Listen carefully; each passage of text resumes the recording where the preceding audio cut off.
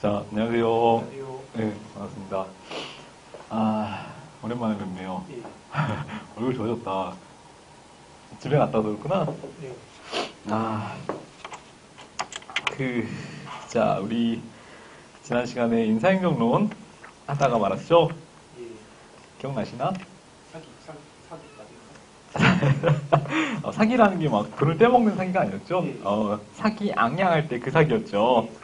자, 그래서 일단은 그 부분 넘어가시고요. 그 다음에 뭐 고충 처리, 제한제도 이런 것까지 했었죠. 자, 오늘은 뒤에 부분에 좀 중요도가 높은 것 위주로 해서 한번 정리를 해볼게요. 뒤에 보시면은 S급 문점으로서 뭐가 나오냐면은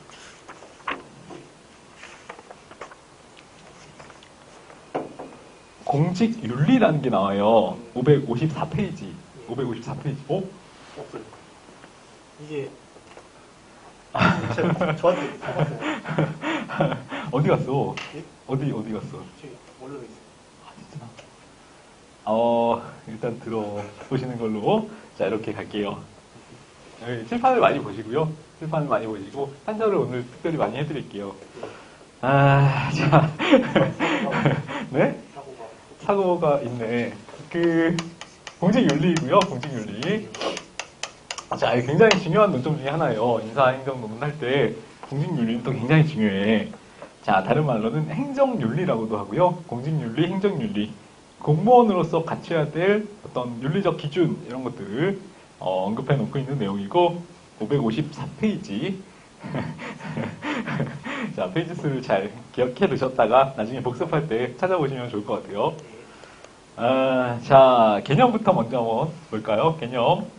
자, 공무원은 오히려 일반 민간 기업 구성원들에 비해서 더 엄격한 윤리적 기준이 요구가 되죠. 자, 그래서 공무를 수행할 때 공무원은 국민 전체에 대한 봉사자이기 때문에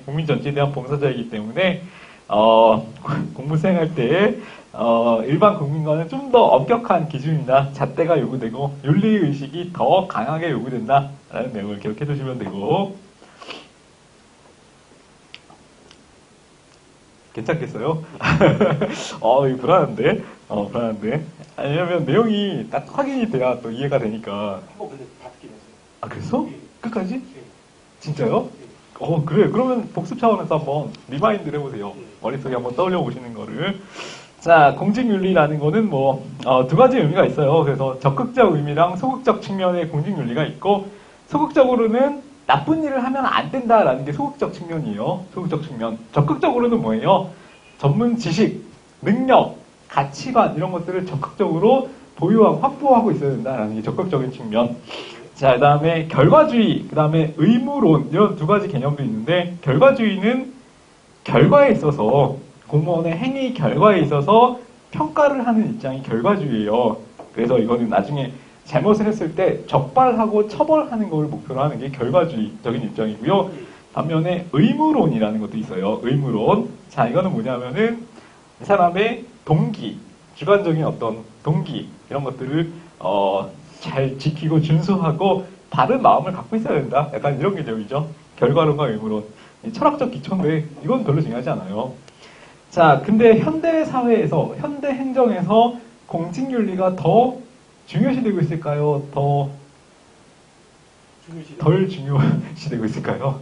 중요시되고 있죠. 자, 왜 그래요? 일단 행정권의 재량이 더 커지고 있기 때문이죠. 자, 행정의 전문화와 행정 권한의 더 재량권의 확대에 힘입어서 오히려 공직윤리의 중요성이 옛날보다는 더 강하게 요구되고 있죠. 자, 특히 이제 신공공관리론이 등장하면서 어떻게 되는 거예요? 재량권은 더 많이 부여하고 거기에 대한 책임은 더 강하게, 그렇지. 성과에 대한 책임을 더 강하게 묻는 게 신공공관리론의 기본 기조잖아요. 자, 그래서 오히려 80년대, 90년대에 넘어오면서 더 공직윤리가 중요성이 커지고 있다라는 것들을 기억해 두시면 되고, 자, 그 다음에 공직에 민간 경영기법이 많이 도입되고 있죠. 민간 경영기법이 많이 도입되니까 가장 중요하게 다뤄지는 이념이 뭐예요? 신공무원이요? 신공무원 관리를 해서 제일 중요시되는 이념은 해봐야 돼, 지금? 신자유주의? 웃기지 마. 능률성 아니면 효율성이잖아요. 자, 능률성과 효율성만을 중시되는 추세에 있다 보니까 오히려 뭐가 무시되는 거예요? 공직에 대한 윤리의식, 공공성, 책임성 이런 것들은 오히려 간과되기 쉽단 말이에요. 효율성이든 능률성이라는 이념을 붙여서. 그렇기 때문에 오히려 공공 부분이 민간 기법이 도입되고 민간화되면 될수록 더 요 공직윤리의 중요성이 더 강조된다는 거죠. 더 커지고. 자, 그 다음에 공공 부분에서 아니다. 요거는 크게 중요하지 않기 때문에요. 일단 넘어가셔도 되고 일단 기본적인 배경은 이 두 개를 갖고 계시면 될 것 같아요. 최근에는 행정권의 재량이 증대되는 현상, 그 다음에 공직에 있어서의 민간 경영 기법이 도입되면서 오히려 공직 윤리에 대한 중요성이 더 확대되고 있다. 이런 식으로만 정리를 하시면 되고, 자, 그 다음에 그 밑에 그림을 보시면요. 그림을 보시면 우리 공직 윤리 체계가 있어요. 체계가 있고요. 자, 공직 윤리는 각 근거 법에서 각기 이제 다른 내용의 공직 윤리를 규정을 하고 있는데요. 자, 가장 대표적인 근거법이 뭐예요? 첫 번째는 헌법이 있겠죠? 헌법. 자, 그 다음에 헌법 말고도요. 국가공무원법. 자, 거기 책 내용을 한번 펴서 도표를 한번 보세요. 자, 거기 근거법들이 쭉 이렇게 그림으로 도식화되어 있죠? 그 내용. 자, 국가공무원법. 국가공무원법. 그 다음에 공직자윤리법. 그 다음에 뭐 부정부패, 방지, 뭐 기타 등등의 이제 법률이 쭉 있을 거예요. 그래서 이런 각종 개별법에 의해서도 역시 공직윤리의 근거 규정이 명시가 되어 있다라는 내용. 자, 그래서 다음과 같은 공직윤리 의무는 공직 의무는 어느 근거법에 근거한 공직윤리 개념인가라는 문제가 근거를 물어볼 때가 시험에 종종 있어요. 그래서 이게 어떤 근거법에서 명시하고 있는 윤리, 의무 개념인가라는 것도 정리를 하실 필요가 있다는 거죠. 자, 그래서 일단 넘어가시고요. 일단 넘어가시고 그 체계만 한번 확인을 해보시라고 말씀을 드렸고, 자, 그 다음에 그러면은 본격적으로 요 근거법에 따라서 어떤 내용들이 명시가 되어 있는지를 한번 개별적으로 살펴볼게요. 자, 거기 첫 번째 뭐가 나와요?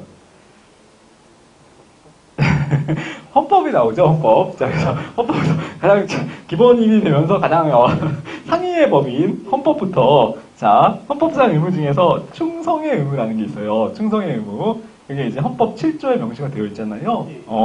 자, 공무원은 국민 전체에 대해서 봉사자 역할을 수행해야 되며, 국민에 대하여 책임을 진다라는 개념이 있어요. 자, 그래서 요걸 이제 헌법에서 다루고 있는 충성의 의무라고 부르는 거고요.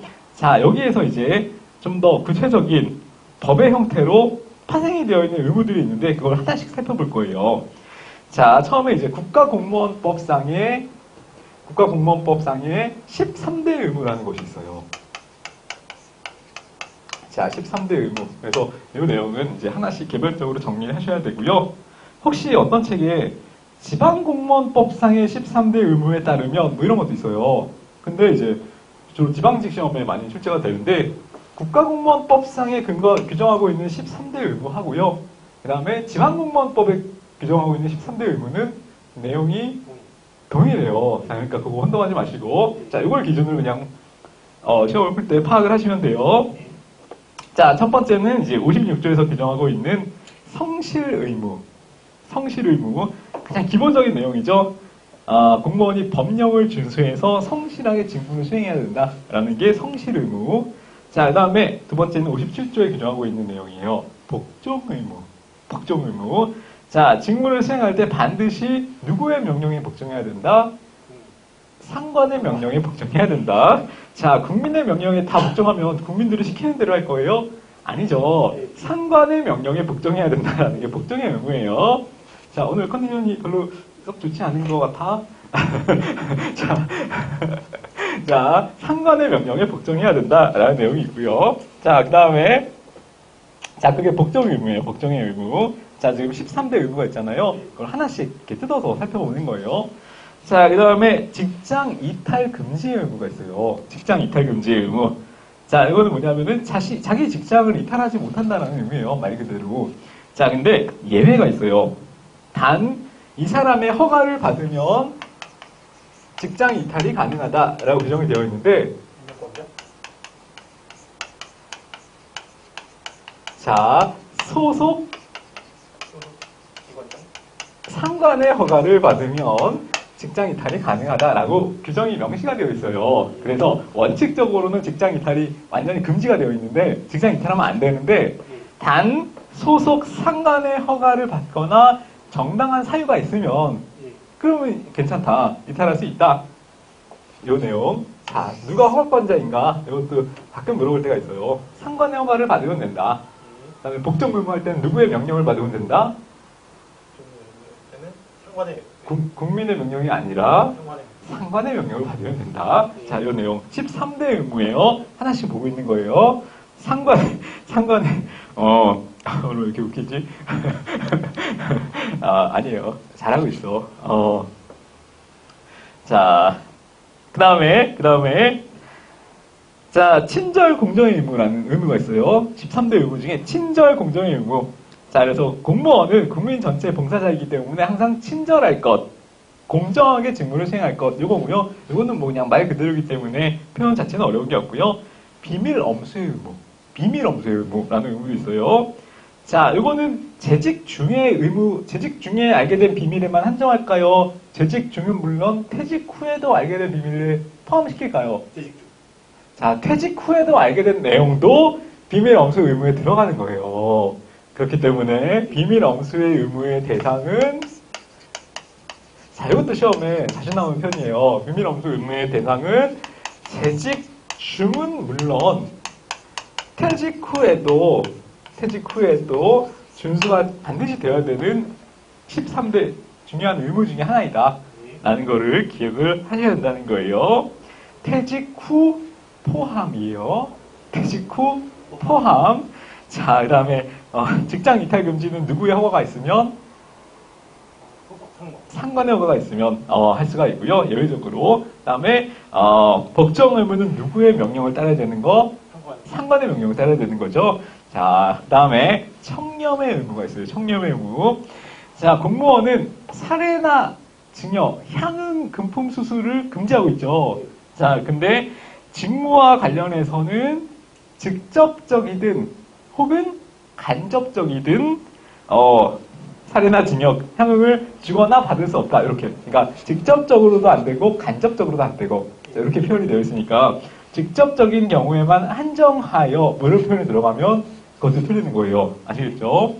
자, 그 다음에 공무원은 또 청렴의 의무 내용 중에서 직무상 관계가 있든 없든 상관없이 소속 상관에게 증여하거나 금품을 제공하거나 소속 상관으로부터 증여를 받아서는 안 된다. 이렇게 규정을 하고 있어요.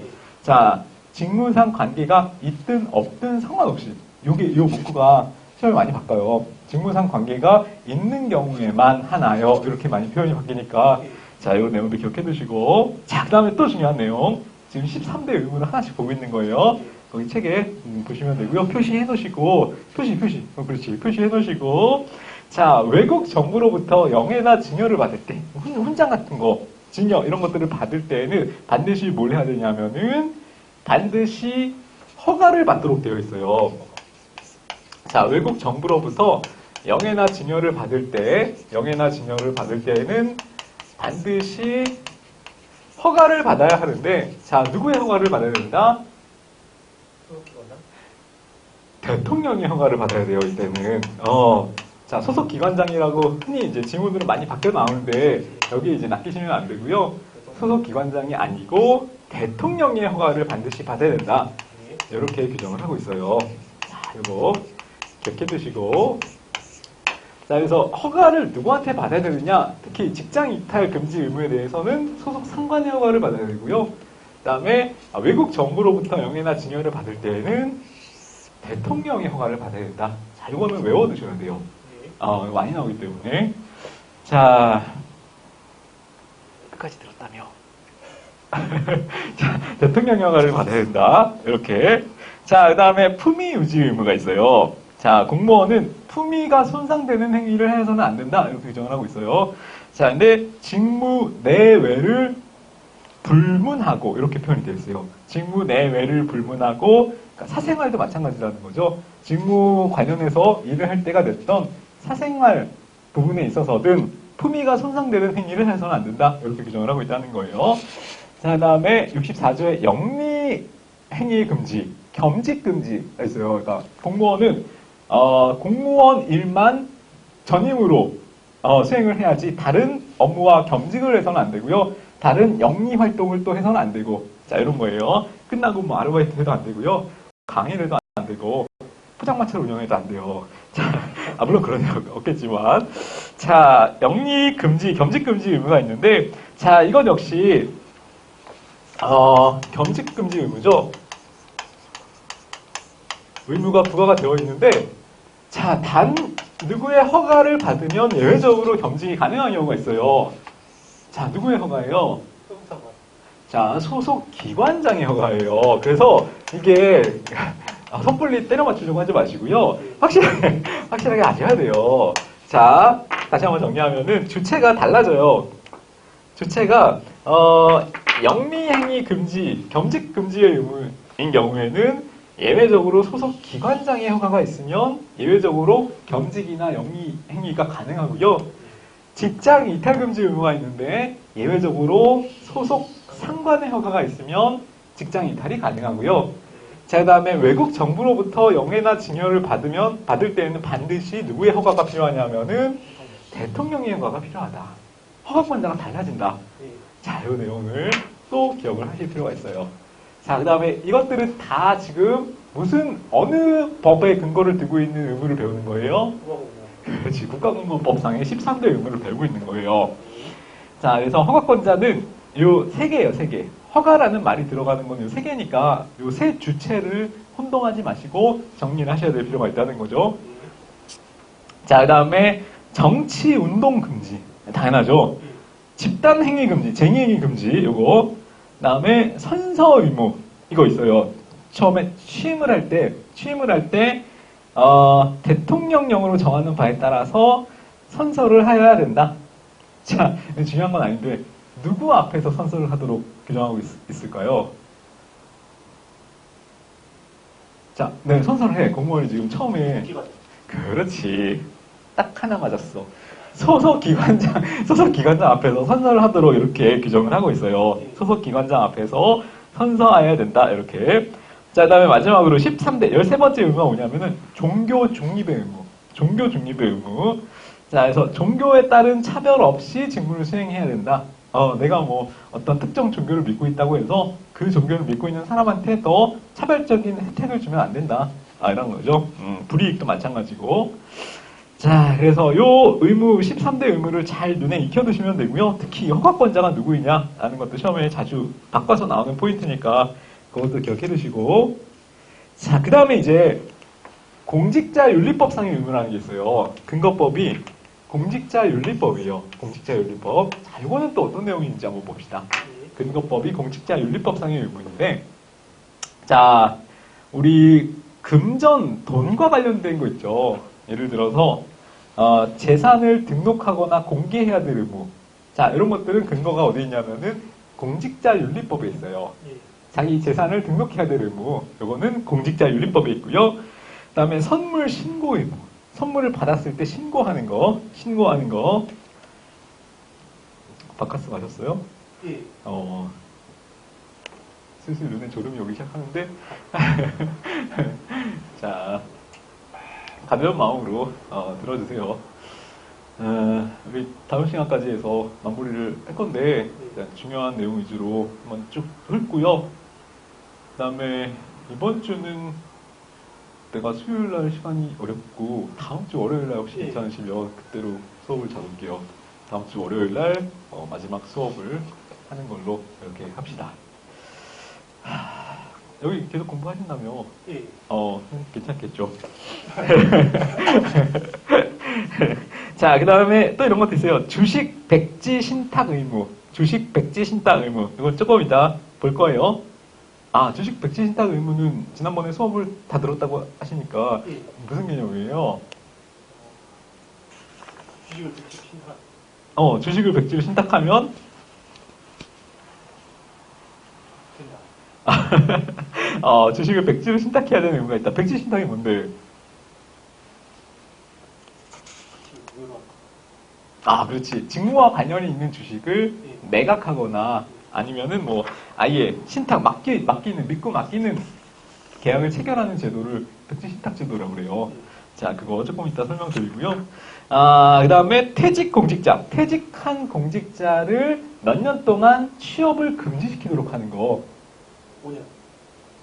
자, 그것도 역시 공직자윤리법에 근거를 두고 있어요. 자, 그게 이제 퇴직일로부터 몇 년간 제한된다라는 내용의 규정이 있는데 그것도 조금 이따 살펴보기로 하고요. 일단 그런 내용들이 근거법이 다 어디 있다? 공직자윤리법에 있다. 특히 이제 금전거래나 선물신고 아니면은 뭐 주식과 관련된 거, 백지신탁 아니면은 퇴직자 취업 제한 규정 이런 것들이 공직자윤리법에 있으니까 그 근거법을 특히 국가공무원법이랑 공직자윤리법 두 개 구분하는 거 그거는 잘 정리해 두셔야 돼요.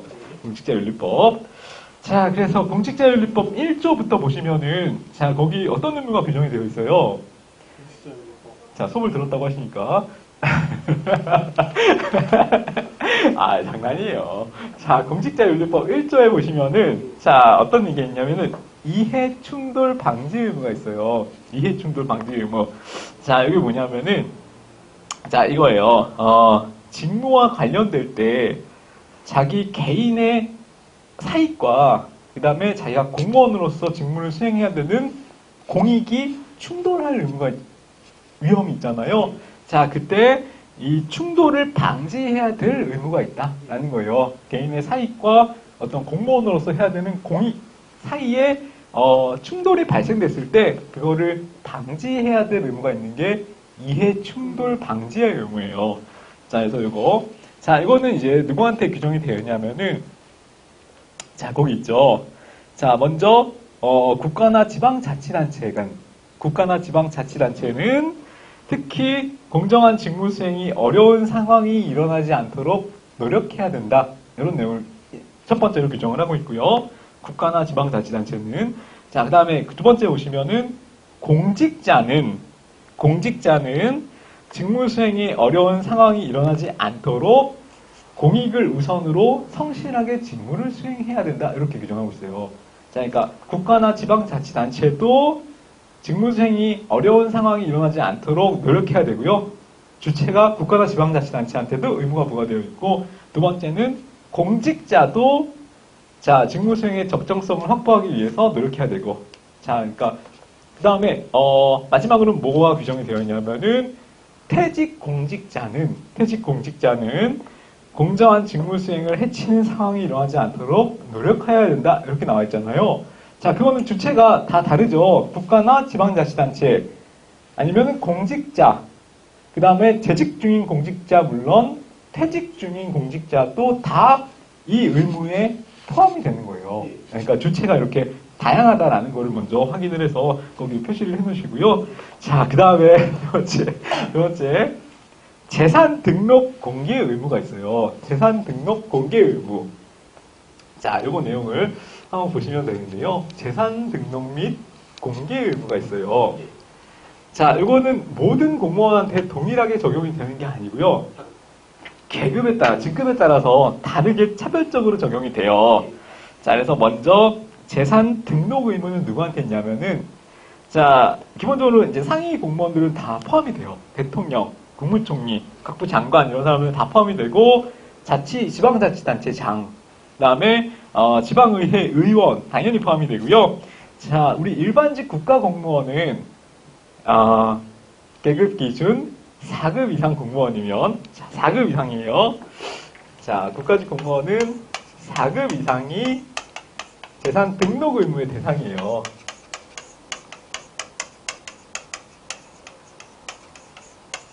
그러니까 이 이상은 다 포함이 되는 거죠. 4급 이상의 직급을 가진 공무원들은 물론 다 포함이 되고, 그 다음에 국가직 계급 기준 4급 이상 공무원, 4급 이상 기억해 두시고요. 자, 그 다음에, 또 이런 것도 같이 그냥 묶어서 기억을 해두세요. 군인으로 치면은, 자, 군인으로 치면은, 대령 이상의 직급이면, 그렇지.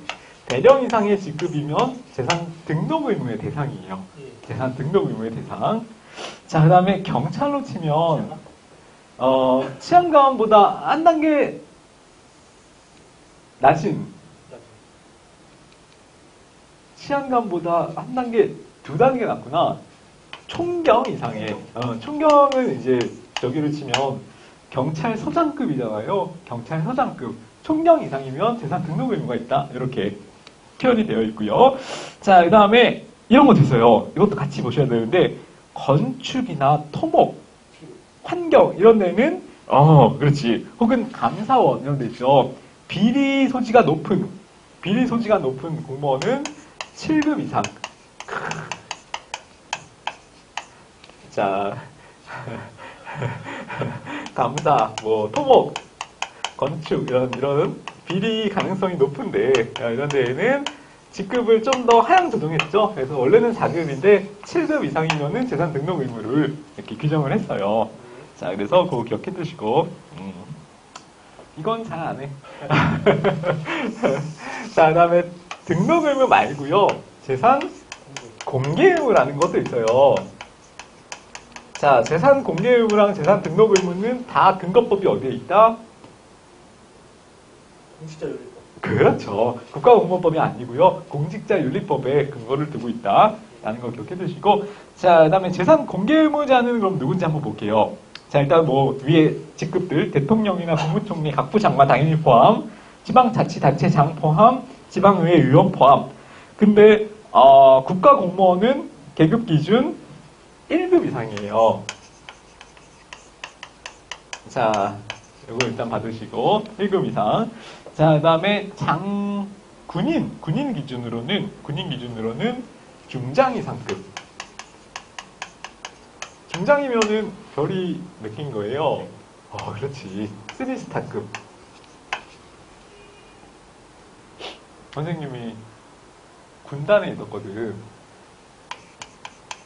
사단 위에 군단이 있잖아. 사단장이 별 2개잖아요. 군단장이 별 3개야. 3스타. 그래서 이렇게 별 3개 달고 이렇게 지나가면은 그냥 막 천지가 진동하게 큰 소리로 쫙 이러잖아. 그때 했었어. 사단장이랑 가끔 군단장이랑 만날 때가 있다? 그러면은 사단장이 약간 이런 거 있잖아. 머리를 조아리며 군단장님한테 이렇게 하는 걸 보고 2스타도 3스타 앞에서는 얄짤없구나. 이런 표현 가능한지 모르겠지만 얄짤없구나. 근데 6번 회의가 열렸어. 군단장님이 이제 6번에 가갖고 합참의장 뭐 이런 분들 있죠. 포스터짜리 똑같은 걸 봤어요. 그래서 참 계급이 뭔지 그때 느꼈다니까. 계급제, 이 계급제의 병폐죠. 계급제의 병폐. 계급제의 반대는 직위분류제. 책임의 범위와 권한의 한계가 명확한 건 직위분류제. 횡적 협조가 용이한 건 계급제. 그렇지. 불시 물어봤는데 잘 대답을 해주셨네. 자, 계속 볼게요. 재산 공개 의무자 중에 이번에는 경찰인데요. 경찰은 자, 아까 재산 등록 의무는 총경 이상이었죠. 재산 공개 의무는 계급 기준 치안감 이상. 그렇지. 이때가 치안감이에요. 자, 그래서 치안감을 어디서는 들어봤는데 이게 등록 의무인지 공개 의무인지 헷갈렸던 거죠. 자, 그래서 공개 의무는 치안감 이상, 등록 의무가 총경 이상이에요. 자, 이거 혼동하지 마시고요. 자, 그 다음에 아까 7급 이상, 비리 소지가 높은 하위직 중에서 7급 이상이면은 등록 의무가 있었잖아요. 자, 재산 공개 의무는 3급 이상, 3급 이상. 자, 아까는 7급 이상이었는데, 자, 이때는 3급 이상 공무원으로서 보통 뭐 세무 관련 공무원 직종, 자, 이런 데 많이 적용이 되죠. 자, 그래서 이 계급 간혹 물어볼 때가 있어요. 그래서 특히 일반직 4급 이상 공무원하고요. 군인, 그다음에 경찰, 그다음에 비리 소지가 높은 건축, 토목, 죄송합니다. 환경. 자, 요 직급은 이제 많이 좀 물어보는 편이니까 이거 위주로 정리하시고 한쪽 등록 의무랑 공개 의무랑 저기 혼동하지 마시고 이렇게만 정리를 간단하게 해주시면 될 것 같아요. 자, 그 다음에 나오는 게 주식 백지 신탁 의무예요. 자, 이것도 근거법이 공직자윤리법에 있는 주식 백지 신탁 의무. 자, 요 내용. 자, 이건 아까 잠깐 언급을 드렸듯이 공직자 갖고 있는 보유 주식이 있다면, 근데 그게 직무 관련성이 있는 주식이면 그거를 매각하거나 아예 다 팔아버리거나 아니면은 신탁 계약을 체결하도록 이렇게 규정을 하고 있어요. 신탁 계약, 믿고 맡기는 계약을 체결하도록 이렇게 규정을 하고 있다는 거예요. 자, 이거는 다른 건 그냥 뭐 의미가 없고요. 그냥 공직자윤리법상에 근거하고 있는 제도이다. 우리나라는 이게 2005년부터 공직자윤리법에 들어왔는데 어쨌든 근거법만 정확하게 기억하시면 돼요. 나머지는 뭐 크게 시험에 출제되지 않으니까. 자, 그 다음에 또 아까 공직자윤리법상의 대표적인 의무 중에서 선물 신고 의무 이런 거 있었죠. 선물 신고 의무, 선물 등록 의무 이런 것들 받으시면 되고. 자, 마지막으로 시험에 제일 많이 나오는 것 중에 이거 있어요. 퇴직 공직자 취업 제한 의무. 퇴직 공직자 취업 제한 의무. 자, 이거는 얼마 기간 동안 적용이 되는 거냐면은 5년. 자, 5년은 뭘 기준으로 5년인 거예요? 그렇지. 퇴직일로부터, 자, 이거 잘 기억해 두세요. 퇴직을 하잖아요. 퇴직일로부터 년간, 퇴직 전 년 동안 소속되었던 내용과 관련이 있는 직무에는 취업할 수가 없다라는 취업 제한 규정이 있는 거예요. 자, 그러니까 이거를 잘 구분을 해 두셔야 되는데, 퇴직일로부터 몇 년간, 퇴직 전 몇 년 동안 근무했던 내용과 관련이 있는 직무에는 퇴직 후에 취업할 수가 없다. 이렇게 적용이 된다는 거죠. 자, 퇴직일로부터 몇 년간? 5년간. 3년간, 퇴직 전 2년간? 5년 동안 근무했던, 이보세요. 저기 홀수예요. 홀수. 자, 3, 5인데, 5, 3인데, 5, 3 불곡인데, 자, 퇴직 1부터는 3년이에요. 퇴직 1부터 뒤로 3년. 자, 요 그림을 머릿속에 기억을 해주세요. 뒤로 3년, 앞으로 5년 동안. 그러니까, 그때 재직 중에 퇴직하기 5년 전까지 내가 했던 직무와 관련이 있는 회사에 취직하지 못한다는 거죠. 네. 몇 년까지? 퇴직일로부터 3년 동안은. 그래서 이거 많이 바꿔서 내요. 근데 많이 낚여요. 아저씨처럼 많이 낚여요. 내가 2번의 기회를 줬어. 처음에 5년 아닌데? 그래서 다시 한번 기회를 줄까? 그래서 아무 얘기 안 하고 있다가 또 물어봤는데 역시나 이 정도면 눈치를 채야 되는 거 아니에요? 한번 내가 행정학적으로. 그렇지. 내가 맞았으면 그렇죠. 뭐 이런 얘기를 했겠지. 자, 어쨌든 알아두시고. 네.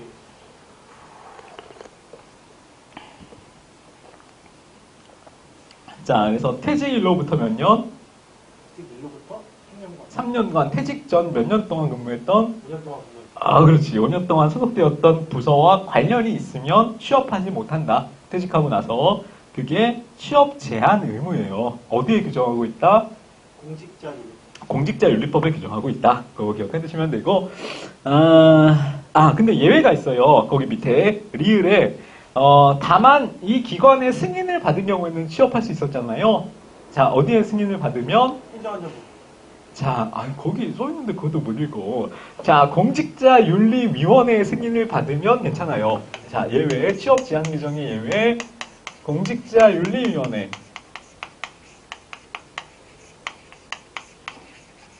회의 승인을 받으면 예외적으로 취업이 가능하다. 이 제한 기간이 적용되지 않는다.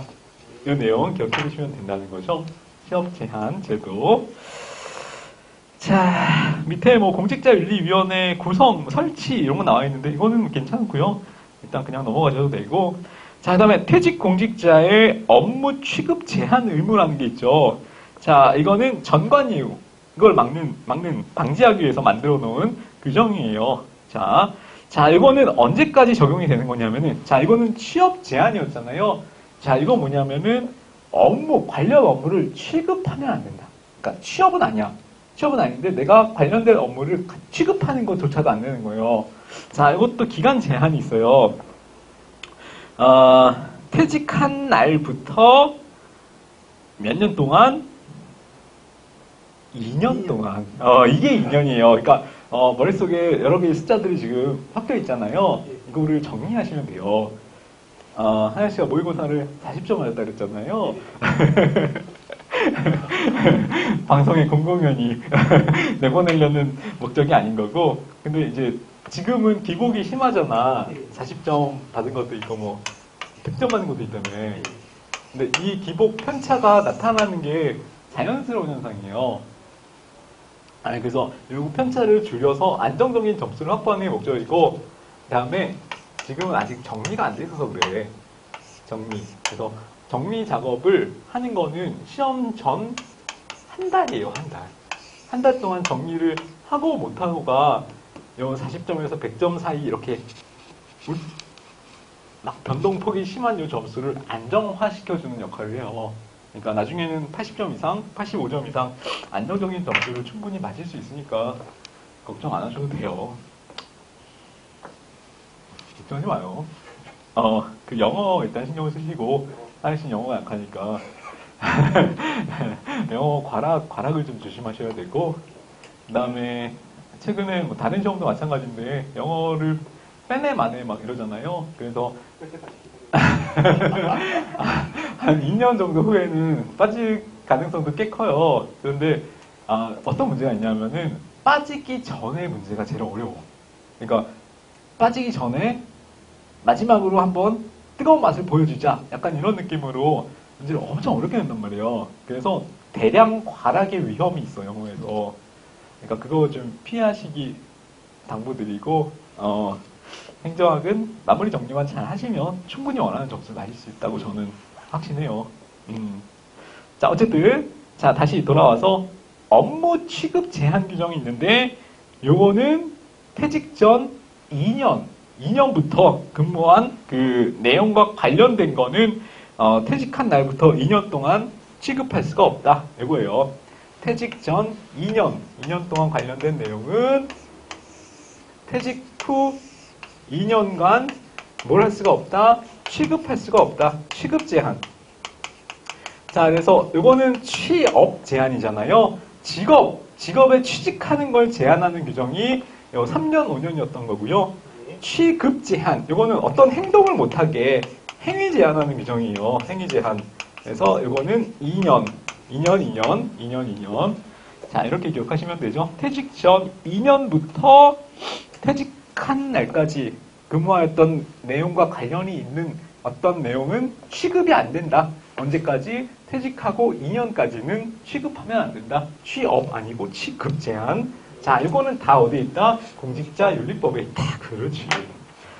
자, 그 다음에 이것도 예외가 있어요. 아까 누구의 승인을 받으면, 공직자윤리위원회의 승인을 받으면 이것도 가능해요. 그러니까 이것도 예외가 있다는 것도 같이 기억해 두시고, 자, 그 다음에 뭐 나머지는 크게 중요하지 않으니까 아까 봤던 내용들 위주로 정리하시면 되고요.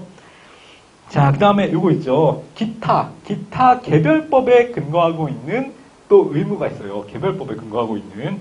자, 특히 뭐가 있냐면은 부패 방지 및 권익위원회 설치와 운영 등에 관한 법률. 부패 방지 및 권익위원회 설치, 운영 등에 관한 법률. 권익위법 이렇게 줄여서 얘기해요. 부패 방지 및 권익위법 이렇게 얘기를 하는데, 자, 그런 개별법으로도 의무를 규정하고 있는 게 있으니까, 자, 그 내용 일단 봐두시고, 이런 개별법이 있구나라는 거. 자, 다음에 넘어가시면 되고, 특히 우리 공직자윤리법상의 내용하고요. 국가공무원법상의 의무를 두 개를 비교하는 게 시험에 나오니까 몇 개만 물어볼까요? 주식 백지 신탁 의무. 공치열법. 그치. 공시지연리법. 청년의 의무. 국가공무원법. 그렇지. 직장 이탈 금지 의무. 국가공무원법. 누구의 허가가 예외적으로 있으면 가능하다? 직장 이탈 금지는 상관의 허가. 그렇지.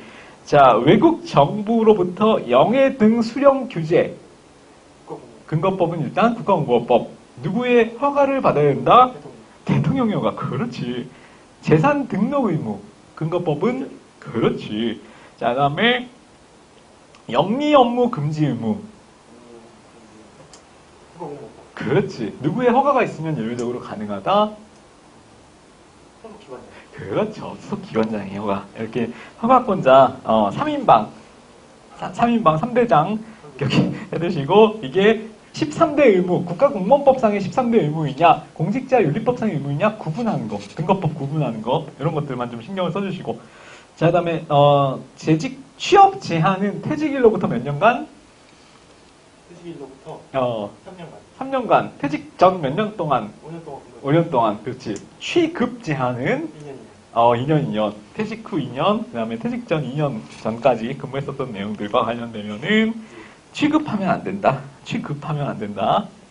자, 이런 내용 기억해 두시면 돼요. 자, 이게 우리 S급 문점 중에서 시험 출제 가능성이 굉장히 높은 공직윤리 내용이었어요. 공직윤리. 공직윤리. 그래서 우리 교재로는 554페이지에 있었던 내용이니까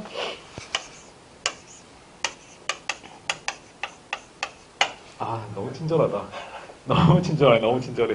자, 이 내용을 반드시 기억해 두시고 뒤에 나오는 뭐 부패 해소 방안 이런 것들은 D급 논점이잖아요. 크게 중요하지 않기 때문에 넘어가셔도 되고.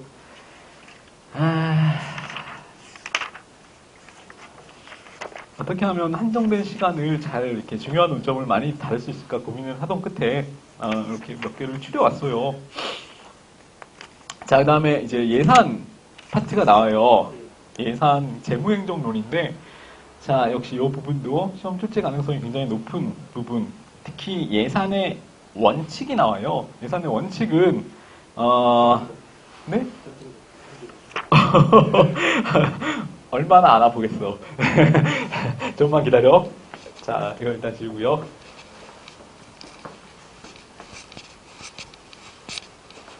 자, 재산 등록 의무는 일반 국가공무원 몇 급 이상? 등록 의무는 네. 국가공무원 4급. 4급 이상. 건축, 토목, 감사 등 비리 관련성이 높은 직종은 7급 이상. 7급 이상. 경찰은 경찰은 총감 이상? 총감이라는 건 없고요. 총경. 총경. 총경 이상. 그 다음에 군인은 군인은 대령 이상. 대령 이상이면은, 그쵸. 등록 의무가 있다. 라는 거 기억하셔야 되고.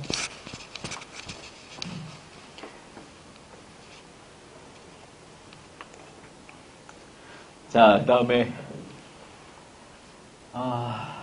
예산이랑 이제 지방자치법 있잖아요. 어느 게 더 어려워요? 정말 엄마가 좋아, 아빠가 좋아. 둘 다 어려워. 시간자체가 더 힘든 것 같아요. 그래요? 그렇구나. 개벌 법률 같은 거. 말을 더듬을 정도구나. 개별 법률이 어렵군요. 자, 예산의 원칙 한번 볼게요. 이거, 두 개의 큰 줄기를 이해를 하셔야 돼요. 자, 예산의 원칙. 자, 이게 시험에 굉장히 출제 가능성이 높은 부분이고요.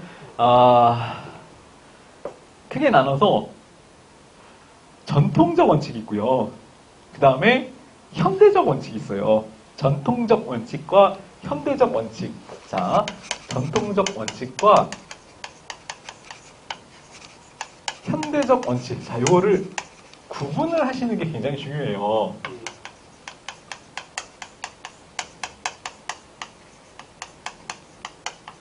자, 이 내용을 구분을 하시는 게 굉장히 중요하고요. 우리 책으로는 599페이지에 있어요. 599페이지. 자, 거기 찾으시면 되고. 자, 예산의 원칙이라는 거는 예산의 편성이나 집행할 때 지켜야 되는 일종의 규범을 얘기하는 거예요. 지켜야 되는 거 반드시. 자, 총 18가지가 있는데 이게 다 굉장히 중요해요. 18가지 원칙을 기억을 하셔야 되고요. 18가지 원칙. 전통적 원칙이랑 현대적 원칙 구분하는 거. 자, 전통적 원칙은 자, 다른 표현으로는 입법부 우위의 원칙이라고 표현을 해요. 입법부 우위의 원칙. 자, 이거는 입법부 중심의 통제. 그렇지. 입법부 우위의 입법부 중심이라는 건 뭐예요? 자, 예산을 어떻게 적절히 통제할 것이냐에 중점을 둔 원칙을 얘기해요. 통제.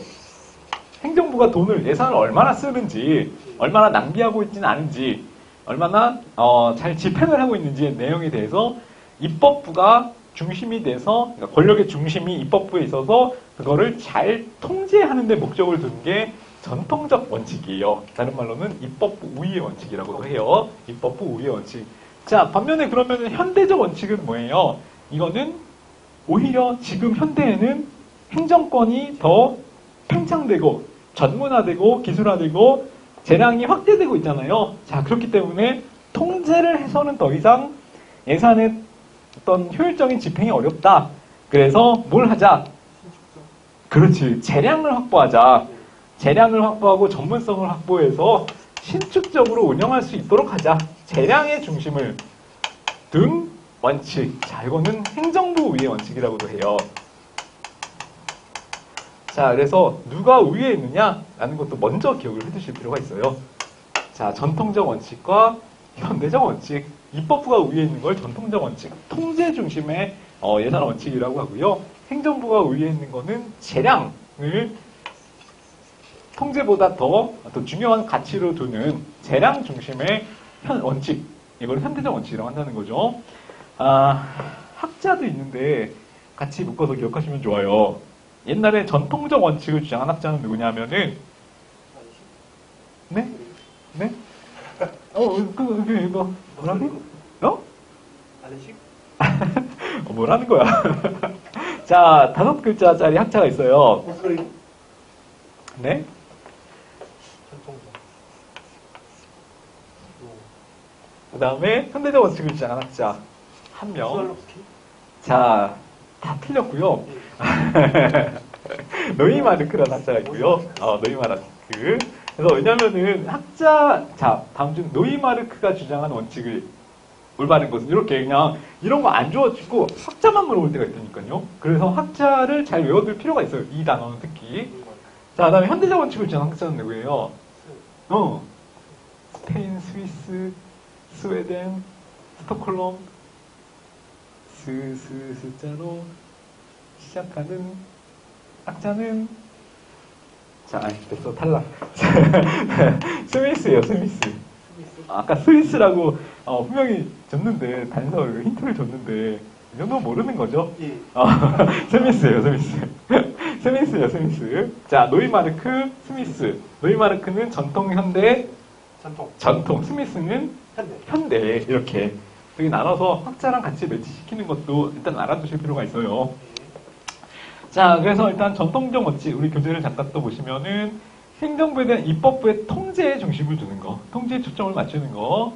그래서 국회가 무조건 행정부를 가능한 한 엄격하게 통제해야 된다. 라는 데 초점을 둔 거예요. 자, 이거는 행정국가시가 아니고 입법국가시대의 대표적인 접근 방법이죠. 입법부 우위의 원칙. 무조건 입법부에서 다 통제를 하고 컨트롤 할 수 있어야 돼. 입법부에서. 자, 요거 노이마르크의 예산 원칙이 대표적.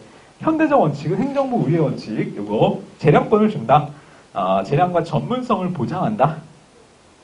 자, 그 다음에 스미스가 주장을 한 원칙. 자, 이렇게 일단 정리를 큰 틀에서 이렇게 2가지 줄기로 정리를 하시면 되고요. 자, 이제부터는 전통적 예산의 원칙을 하나씩 세부적으로 정리를 할 거예요. 자, 제일 먼저 어떤 원칙이 있어요? 첫 번째, 제일 먼저 영합성? 자, 입법부 우위의 원칙. 우위의 원칙 중에서 이 원칙, 세부 원칙들을 하나씩 이제 정리를 할 거예요. 자, 첫 번째 첫 번째는 뭐냐면 공개 원칙이에요. 공개성의 원칙, 공개성의 원칙.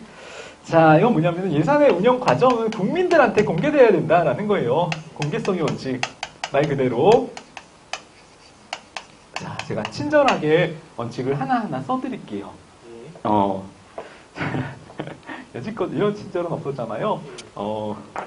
예외적으로 오늘만 친절하게 써드릴게요. 자, 공개성의 원칙. 누구한테 공개돼야 된다? 국민들한테 공개돼야 된다. 예산이 어떻게 운영되는지 전반적인 내용이 국민한테 공개되어야 된다. 왜? 투명성을 확보하기 위해서. 투명성을 확보하기 위해서. 자, 그래서 국민한테 알려주면 어떻게 되는 거예요? 국민들이 예산이 혹시 잘못 투입되지는 않는지, 자, 거기 내용에 대해서 비판을 하겠죠. 필요하다면. 그 다음에 예산이 더 투입돼야 될 필요가 있으면은 요구를 하겠죠. 그래서 예산을 투명하게 만들어서 국민들이 요구하거나 비판하는 내용에 대해서 활용, 피드백 이런 것들을 할 수 있도록 하기 위해서 그런 데 의미가 있는 거죠. 자, 근데 예외적으로 그러니까 원칙은 공개의 원칙인데 예외가 있어요. 예외. 자, 공개되지 않는 예산도 있어요. 자, 그게 뭐예요? 국가정보원 예산, 정보비, 국정원 예산. 그걸 정보비라고 하거든요. 정보비. 정보비는 공개 안 해요. 자, 그다음에 국방 예산 중에서 일부, 국가 보안과 관련되어 있는 국방 예산 중에 일부. 전체 국방 예산이 아니고요. 국방 예산 중에 일부는 공개하지 않도록 되어 있고, 그래서 그게 이제 공개성의 원칙의 예외예요. 예외. 자, 그래서 이거는 뭐 크게 어렵지 않고요. 표현 그대로기 때문에 이 원칙 하나 기억해 두시면 되고, 이거는 공개성의 원칙은 무슨 원칙이다? 전통적 원칙. 전통적 원칙에 들어가는 원칙이다 라는 거. 자, 두 번째는 뭐냐면은 명확성의 원칙이에요. 명확성의 원칙. 다른 말로는 명료성의 원칙이라고도 해요. 명확성 내지는 명료성의 원칙. 명료성의 원칙. 자, 이건 뭐냐면은 예산 내역에 대해서 국민들이 이해하기 쉽도록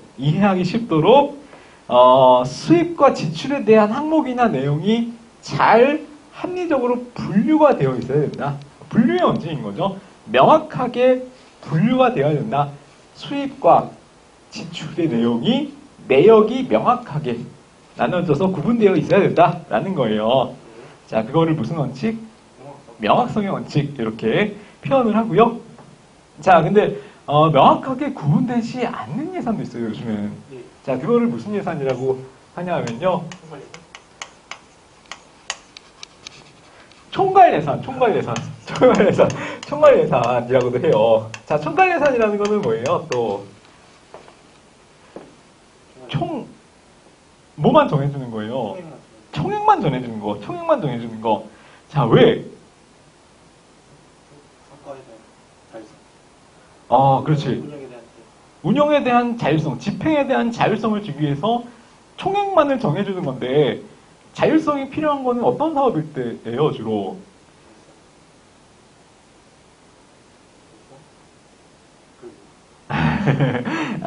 알았어요. 뭔가 뭔가 사업적인 내용 있죠. 뭔가 그때 환경 변화가 심하거나 집행에 있어서 신축성이나 내지 탄력성이 요구되는 사업 있죠. 그런 사업은 명확하게 규정을 했고 나눠놓으면 사정 변화에, 환경 변화에 그때 대응을 못하니까 그런 것들은 그냥 총액으로 일괄적으로 정해주는 게 차라리 낫다라는 취지에서 만든 거죠. 총액 예산. 그 다음에 또 있어요.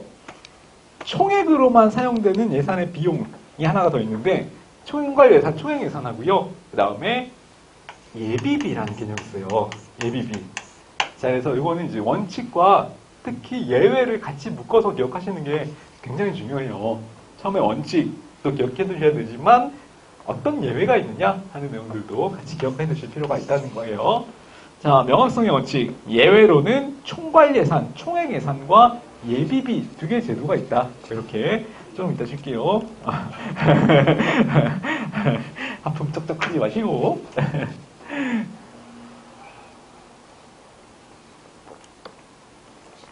자, 무슨 예외가 뭐가 있다? 두 개. 총괄예산, 총괄 예산과 예비, 예비비 두 개가 있다라는 거. 아까 공개성의 원칙의 예외는 두 개 뭐 있었어요? 공개성의 지금 국방예산 중 일부, 국방예산 중 일부, 국가정부, 정보원, 정보비. 그렇지. 자, 그렇게만 기억을 해두시면 돼요.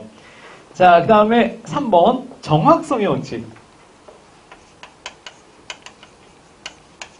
정확성의 원칙. 자, 이거는 뭐예요? 정확성. 네, 다른 말로는 엄밀성의 원칙이라고도 하는데, 자, 이거는 예산과 결산이 반드시 일치해야 된다는 거예요. 자, 예산이라는 거는 계획이잖아요, 계획. 1년 동안 얼마나, 이 세출을 집행을 하겠다라는 계획인데, 자, 이거랑 결산이 일치돼야 된다는 건 뭐예요? 나중에 다 쓴 내역과 계획한 내역이 맞아야 된다. 계획만 해놓고 쓰지 않는 돈, 그걸 무슨 돈이라 그래요? 불용액? 그렇죠. 불용액이 발생되면 안 된다는 원칙이에요. 불용액은 뭐냐면은 계획은 세워놨는데 예산으로는 잡아놨는데 이거를 나중에 사용을 하지 않고 남은 액수를 불용액이라고 그래요. 자, 그러면은 요 내용 결산과 예산이 달라지게 되겠죠. 불용액이 생기면. 예. 그래서 불용액이 발생되지 않아야 한다라는 거예요. 자, 근데 불용액이라는 거는 발생하지 않을 수가 없어요. 현실적으로 정부 예산을 운영하다 보면.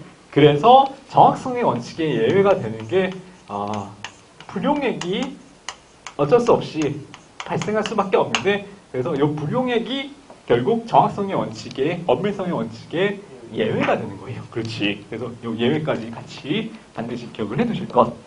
자, 그 다음에 네 번째는 뭐냐면은 한정성의 원칙. 다른 말로는 한계성의 원칙. 되게 많아요. 안정성, 한계성의 원칙. 자, 이런 것들이 있는데, 요 세 가지 세부 내용이 있어요. 세 가지 세부 내용이 있어요. 첫 번째는 뭐냐면은 목적 외 사용 금지 원칙.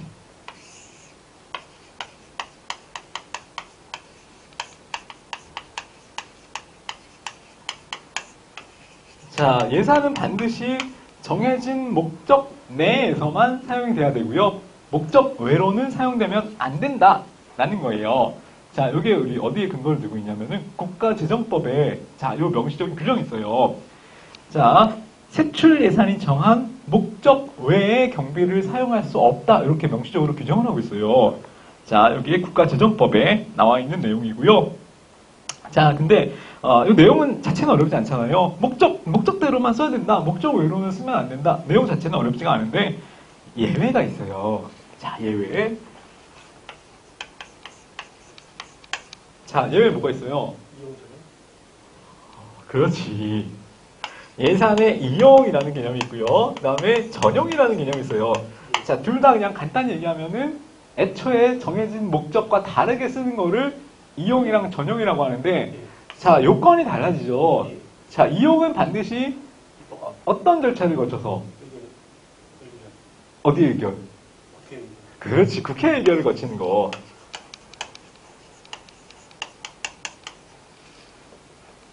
자, 전용은 국회 의결을 거칠 필요 없이 그냥 행정부에서 재량으로 목적 외로 사용할 수 있는 거를 전용이라고 그러죠.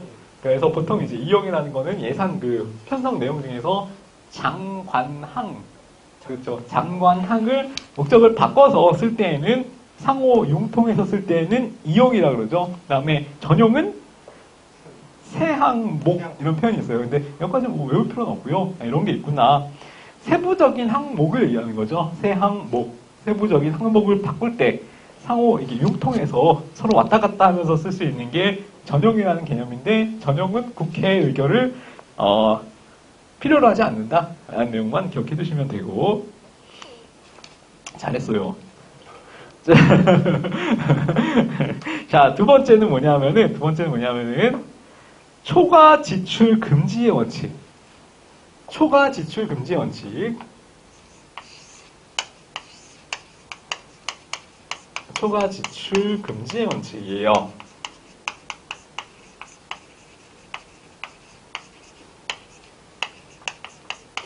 자, 아까 목적 외 사용 금지의 원칙이 있었고 예외는 이용과 전용이 있었죠. 초과 지출 금지의 원칙. 초과 지출이라는 거는 그 이상의 지출을 하면 안 된다라는 거예요. 자, 그래서 예상에 딱 정해져 있는 금액 이상의 지출은 허용되지 않는다라는 원칙인데 예외가 있어요. 예외가 있는데 두 개가 있어요. 뭐예요? 모르겠어요? 자, 예상치 못할까? 정부 그 예산 중에서 추경, 맞아요. 추가 경정 예산. 추가 경정 예산은 뭐예요? 예산을 의결 끝났는데 확정됐는데, 국회에서 심의 확정이 됐는데, 끝난 다음에 내용을 일부 수정해서 만들어진 예산을 추가 경정 예산이라고 하죠. 그래서 우리는 또 줄임말을 좋아하잖아요. 추경 예산. 또 있어요. 하나 더. 추경 예산 말고 그 예산 중에서 만일의 사태에 대비하기 위해서 약간 비상금으로 만들어 놓은 거 있죠? 맞아요. 예비비. 두 개. 이 두 개는 뭐의 원칙의 예외? 초과 지출 금지 원칙. 그러니까 예비비는 비상용으로 만들어 놓은 자금이잖아요. 자, 그러니까 원래 있던 돈 다 쓰고 나서 또 초과 지출이 생겼을 때 예비비에서 가져와서 사용을 하면 되는 거고, 추경 예산은 다 썼어. 그 다음에 또 수정을 해서 추경 예산을 편성해서 쓰면 되는 거죠. 그렇지. 자, 두 개 기억해 두시고. 자, 그 다음에 세 번째 뭐가 있냐면은 회계연도 독립의 원칙.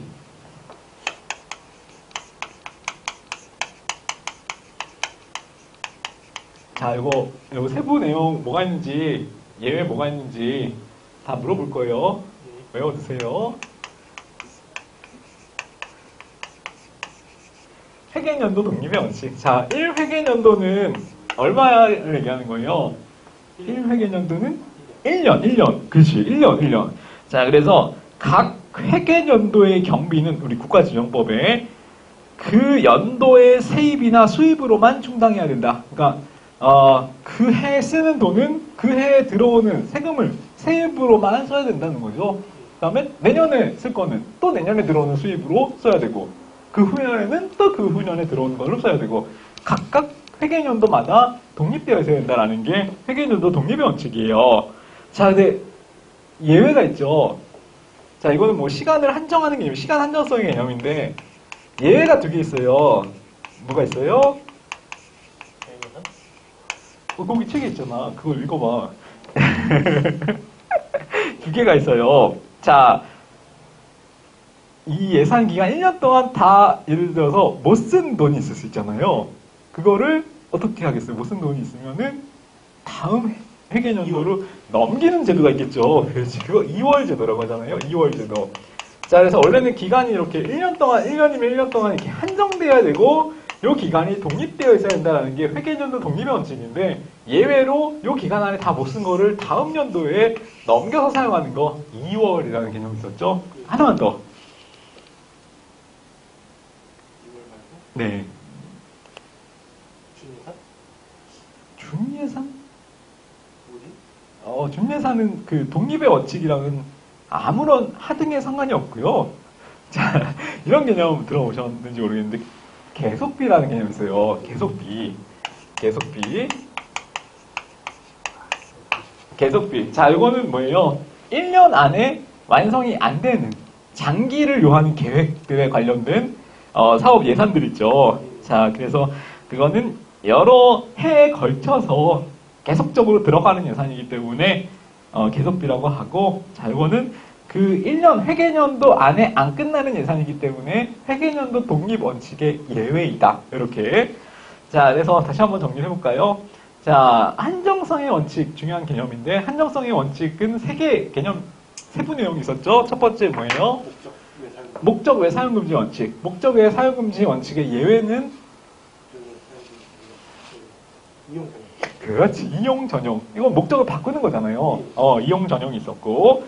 자, 그 다음에 초과 지출 금지 원칙이라는 거 있었죠. 초과 지출 금지 원칙. 정해진 금액 이상 쓰면 안 된다. 예외는? 추가 경정 예산. 그렇죠. 추가 경정 예산이랑 예비비. 그렇죠. 자, 그 다음에 세 번째는 무슨 원칙? 회계연도 독립의 원칙. 예외 두 개는? 2월이랑 그렇죠. 계속 그렇지. 자, 이렇게 정리하시면 돼요. 자, 2월이랑 계속비, 2월이랑 계속비. 자, 여기까지가 이제 네 번째 원칙이었고요. 세 개의 세부 내용으로 이루어져 있다. 세부 내용에는 각각 예외가 2개씩 있고 이 내용을 정리를 해야 되는 거예요. 다섯 번째 원칙.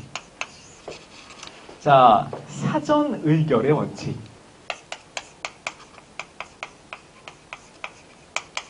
사전 의결의 원칙. 자, 이거는 누구의 의결을 받는다는 의미일까요?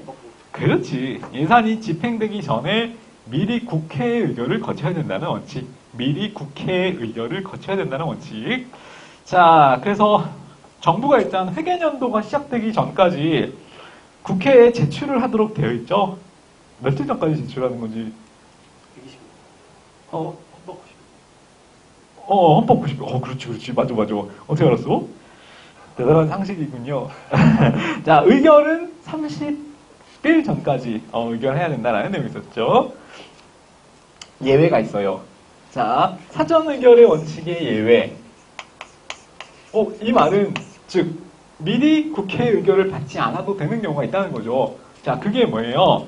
5개 있어요. 자, 하나씩 말해보세요. 중요해요. 맞아요. 준예산. 이게 아까 헷갈렸구나. 준예산이라는 건 사전 의결의 원칙이 예외예요. 그러니까, 네. 전년도, 그러니까 국회에서 예산이 심의 확정되기 전에 회계연도가 어떻게 된 거예요? 시작해버린 거죠. 네. 그때는 기다릴 수가 없기 때문에 미리 정해진 항목에 대해서 전년도 예산에 준해서 사용되는 게 준예산. 잘했어요. 자, 그 다음에 또, 전용은 아니고요. 사전 의결의 원칙의 국회에 사전 의결을 받지 않고 사용될 수 있는 돈이 있어요. 그게 뭐냐면은 전년도에서 넘어온 돈. 2월. 2월. 자, 이거는 아까 이거 회계연도 독립의 원칙의 예외이기도 했지만 사전 의결의 원칙의 예외이기도 해요. 자, 준예산이랑 2월. 자, 그 중에서도 어떤 2월이냐면은 사고 2월이라는 개념이 있어요. 사고 2월. 자, 여기 사고자를 붙여야 여기 더 정확해져요. 사고 2월. 사고 2월이라는 거는 뭐예요? 일부치 않게. 자, 그렇지. 2월의 종류에는 2개가 있어요. 명시 2월하고요. 사고 2월. 사고 2월이 있어요. 명시 2월은 2월 될 줄 알았던 거예요. 원래부터. 자, 그 다음에 사고 2월이라는 거는 몰랐어. 뜻하지 않게 2월이 되는 거예요. 자, 근데 명시 2월은 국회 의결을 받아요. 그래서 명시 2월은 국회 의결을 받고요. 그래서 이거는 어차피 2월 될 걸 알았기 때문에 미리 사전에 국회 의결을 받을 수가 있는데 사고 2월은 몰랐잖아요. 네. 그래서 국회 의결을 받을 수가 없는 거죠. 사고 2월은 국회 의결을 받을 수가 없는 거예요.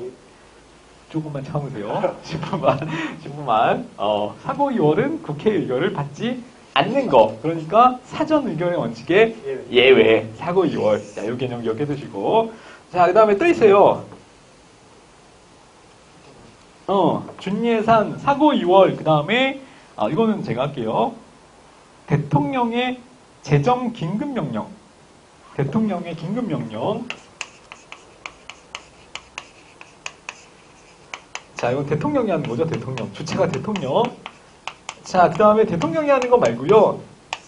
우리 지역 대통령 있죠. 지방자치단체장이 하는 거. 선결처분이라는 개념이 있어요.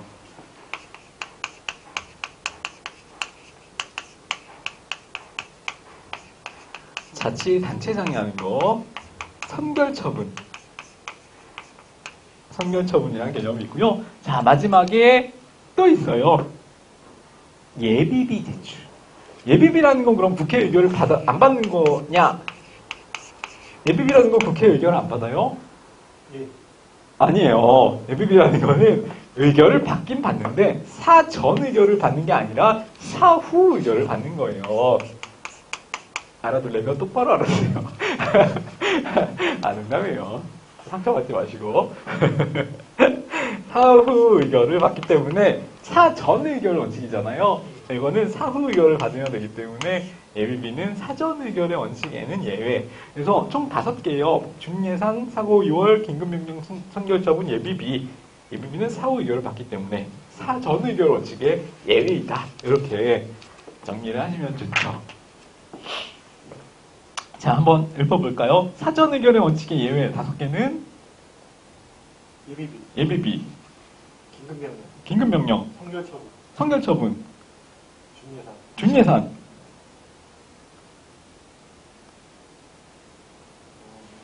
사고 이월. 사고 2월. 그렇지. 맞아요.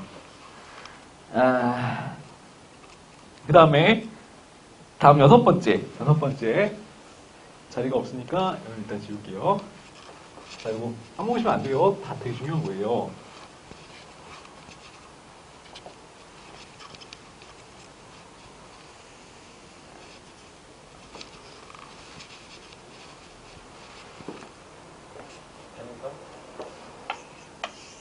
네?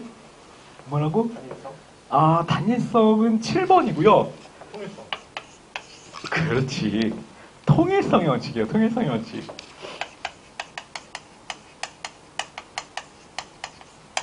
통일성의 원칙. 다른 말로는 국고 통일의 원칙이라고도 하죠. 자, 국고 통일의 원칙이라고도 하는 통일성의 원칙. 자, 이건 뭐예요? 국고를 통일다가 들어가야 돼. 그렇지. 국고를 통했다가 들어가야 된다라는 거예요. 그래서 어떤 세입, 세출, 그러니까 다른 통장을 따로 만들면 안 되고 반드시 국고라고 하는 하나의 큰 통장에 들어갔다 나왔다 해야 된다는 거예요. 국고 통일 원칙. 잘 알고 있군. 자, 근데 예외가 있어요. 통일성의 원칙. 국고를 통하지 않는 예산이 있을 수가 있는데, 자, 맞아요. 목적세. 어떻게 알았어? 이거는 그걸 하더라고. 어떤 거? 아크리살 따다. 그래서 어떻게? 목수 특히. 통목수 특기? 자, 맞아요. 통일성의 원칙. 그 다음에 목적세. 수.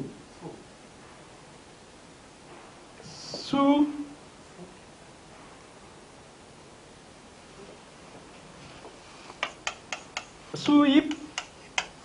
자, 이게 두 문자의 폐해. 그러니까 두 문자는 알아. 통목수 특기. 수입 대체 경비. 그렇죠. 수입 대체 경비, 대체 경비. 자, 그 다음에 또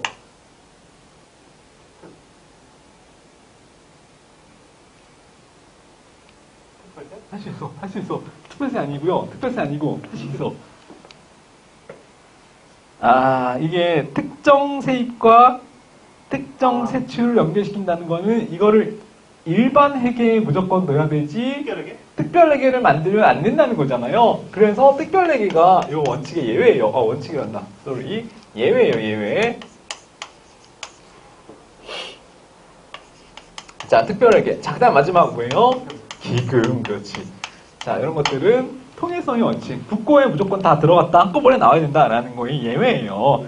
기금이라는 거는 뭐예요? 어떤 특정한 목적을 위해서 만들어 놓은 기금.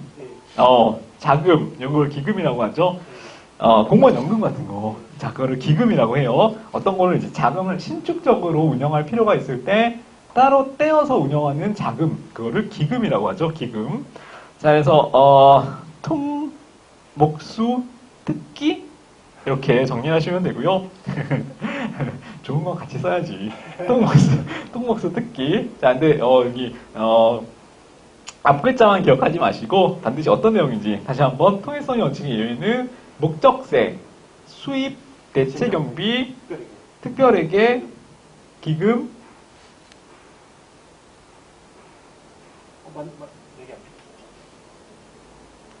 네 개. 미안합니다. 4개. 5개인 줄 알았어. 미안. 자, 통목수 특기. 자, 7번이, 단일성의 원칙이에요. 단일성의 원칙.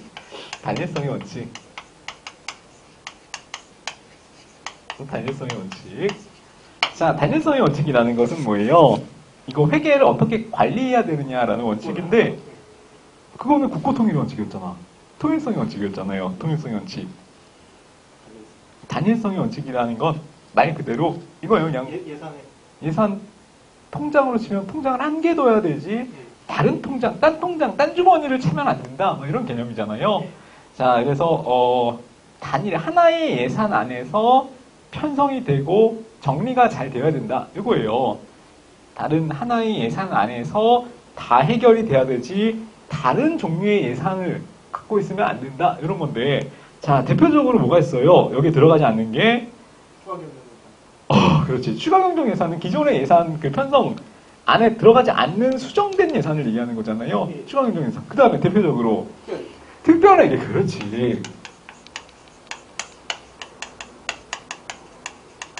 자, 원래는 이거는 사실 그거예요. 다 일반 회계 안에 들어가야 된다라는 게 단일성의 원칙인데 특별 회계는 사실은 통일성의 원칙이 예외이기도 하지만 요 단일성의 원칙의 예외이기도 해요. 특별 회계. 자, 그 다음에 또 마지막으로 그렇지, 기금. 자, 그래서 요 세 개는 단일성의 원칙의 예외. 이거는 이제 회계 관리할 때 원칙이에요. 그래서 통일성의 원칙이라는 약간 개념이 유사하긴 한데 통일성의 원칙이라는 건 국고 안에 국고를 기준으로 무조건 거기 안에 들어갔다가 나와야 된다 라는 내용이라면은 단일성의 원칙은 그 과정을 회계 장부에 어떻게 기재를 하느냐 이거와 관련된 내용이라는 거죠. 자, 그 다음에 마지막 여기까지 하고 좀 쉴게요. 8번 완전성. 그렇죠. 완전성의 원칙이에요. 완전성의 원칙.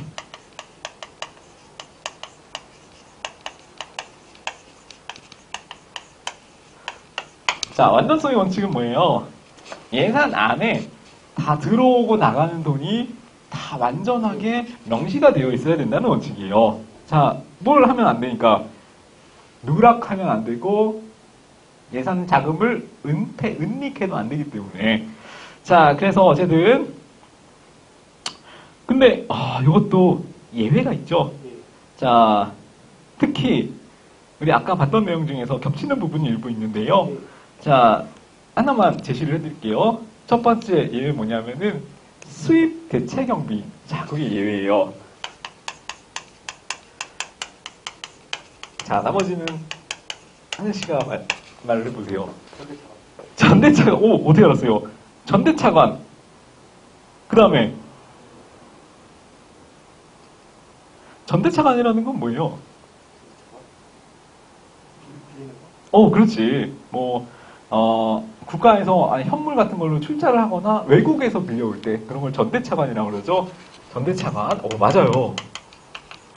그 다음에 수입 대체 경비, 전대차관, 그 다음에 승계예산. 순계예산. 순계예산이라는 건 뭐예요? 내부월에 뺀 거. 그렇지. 만약에 100원짜리 물건을 구매하고 싶은데 수수료가 10원부터 예.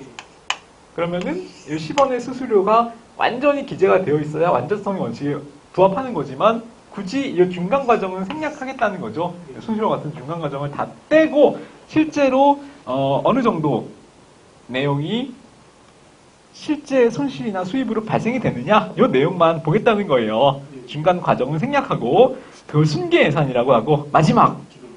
어떻게 이렇게 잘 알아요? 기금. 그것도 꼭 공부를 한 사람 같이 이렇게 잘 알아? 자, 그래서 이 네 가지가 있고요. 자, 이 네 가지를 예지는. 이 네 가지를 잘 정리하셔야 돼요. 자, 다시 한번 이 세 개의 원칙과 예외만 한번 정리를 해보고 잠깐 쉬도록 할게요. 자, 확인하시고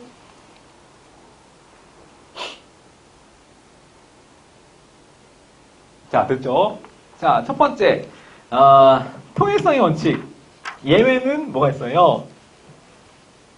목적세. 목적세, 수입 대체 경비. 수입 대체 경비, 특별히. 특별회계, 기금. 기금. 그렇죠. 그 다음에 단일성의 원칙, 단일한 예산 내에서 정리가 되어야 된다는 원칙의 예외. 추가 경영 예산. 추가 경정 예산, 특별히. 특별회계, 기금. 기금. 그렇죠. 자, 그 다음에 예산 완전성의 원칙, 예산 총계주의 원칙의 예외는 수입 대체 경비. 수입 대체 경비, 전대차관. 전대차관. 통계예산, 기금. 기금, 그 다음에 마지막으로, 여기 안 썼군요. 현물출자라는 개념이 있어요. 현물출자. 그래서 5개는 안전성의 원칙의 예외. 이렇게 5개 기억하시면 되고요. 잠깐만. 한계성의 원칙 있었죠? 네. 목적 외 사용 금지. 자, 목적 외 사용 금지 원칙의 예외 2개는 뭐예요? 이용전. 이용 전용. 초과 지출 금지 원칙. 예외 2개는 추가 경영 예산. 추가 경정 예산. 그 다음에 비상금을 이용해서 추가로 예비비. 그렇죠. 회계연도 독립의 원칙이 있었는데, 예외는 계속비. 계속비. 그 다음에 회계연도 독립. 다. 그렇죠. 2월 2개는 예외. 사전 의결의 원칙 있었는데, 미리 국회 의결을 거쳐야 한다는 원칙이 있었는데, 예외는 5가지가 있었죠. 처음에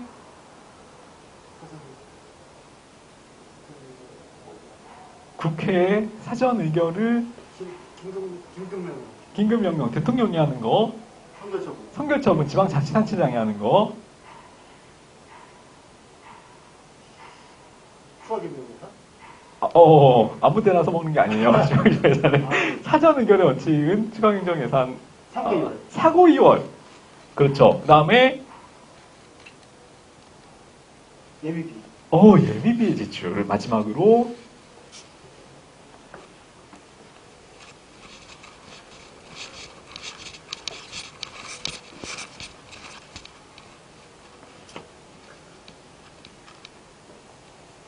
모르겠어요. 자, 준예산이 있었어요. 준예산. 자, 다시 한번 정리하시고 특히 예외 관계를 잘 기억을 하시는 게 중요해요. 잠깐 쉬었다가 또 계속해서 봅시다.